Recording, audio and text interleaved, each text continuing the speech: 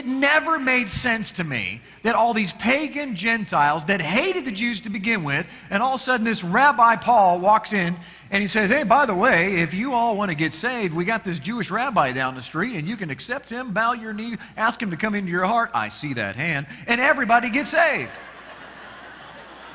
But see, he walks in. Isn't that a little bit strange to you that all these Gentiles that are out there, that are supposedly, pagan Gentiles, by the thousands, in Ephesus alone, 100,000 Gentiles gave their life to the Messiah? Does this make any logical sense? They don't even like the Jews, much less think that they're unsaved. They got plenty of gods. And all of a sudden, they instantly bow to this message of the gospel? Or was the good news a little bit different than we thought? We'll find out. Because they weren't pagan Gentiles.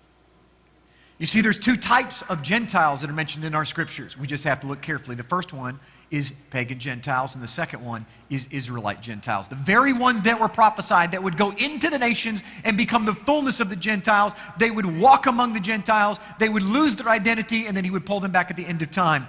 Amos chapter 9, verse 9 says, for look, I will command and I will sift the house of Israel among the Gentiles. That means that they are inside the Gentile homes.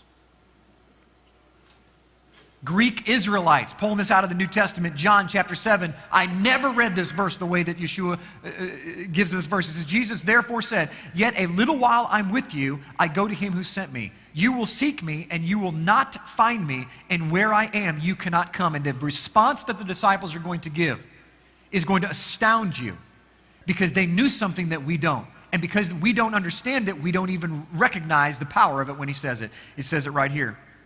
This is their response. The Jews therefore said among themselves, where will this man go that we will not find him? Will he go to the dispersion among the Greeks? Right there, to teach the Greeks. He's not talking about going to the pagan Gentiles. He's saying, will they not go to the house of Israel that's living amongst the Greeks, the dispersion? Certainly he wouldn't do that. They're unclean. Cornelius. Most of the people Paul was preaching to were the northern 10 tribes of the house of Israel, the Israelite Gentiles. It's all through the scriptures. We just have to look hard enough to see it. And when you see it, you realize that it's been there all along. Paul says this in Romans chapter 9, verse 24. Even us whom he called, not of the Jews only, but also the Gentiles.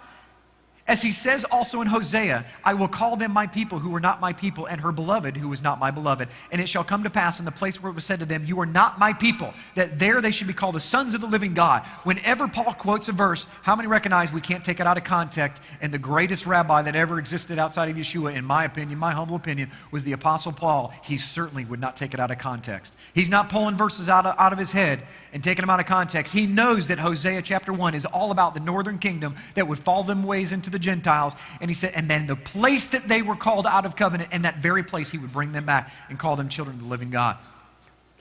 Romans chapter 12, for when Gentiles who do not have the law by nature do the things in the law, these, although they not having a law, are a law to themselves, who show the work of the Torah written on their hearts. This is a Torah scholar, ladies and gentlemen.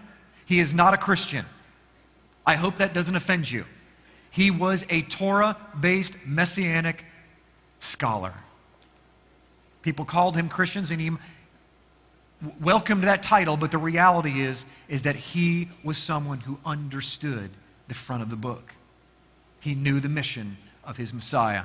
Jeremiah 31:33, one of the most popular verses in all the scripture, says this, but this is the covenant that I will make with the house of Israel after those days. With who? House of Israel. I will put my law in their minds and write it on their hearts. Look it up in Hebrew, ladies and gentlemen. You'll be shocked of what the word law actually says there.